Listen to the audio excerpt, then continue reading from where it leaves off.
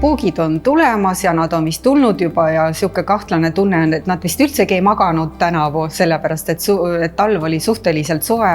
Puukborrelioos on selline haigus, mis on siis mitte vaktsiinvälditav, aga seda haigust saab ravida. Puukentsefaliidi spetsiifilist ravi ei ole, aga borrelioosi puhul ehk laimitõve puhul ravi on olemas.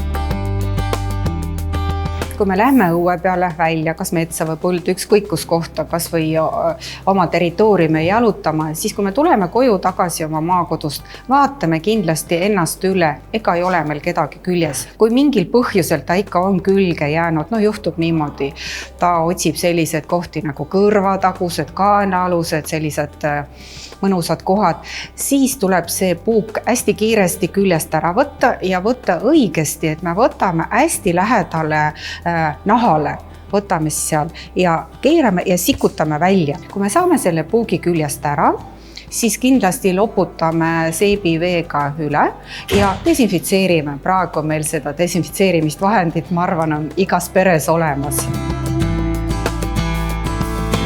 Kui kuu aja jooksul meil tekivad sellised gripilaadsed haigusnähud, meil tõuseb palavik, meil on paha olla, meil on liiges või lihasvalu, peavalu, siis me võiksime mõelda ka kas puukentsefaliidile või puukborrelioosile. Puukborrelioosil on veel väga spetsiifiline haigusnäht nagu sellised punetavad laigud puugi hammustuse koha peal. Need inimesed, kellel on põhikuur tehtud ehk 3 süsti aasta jooksul on tehtud, nemad võivad hingata rahulikult 2–3 aastat.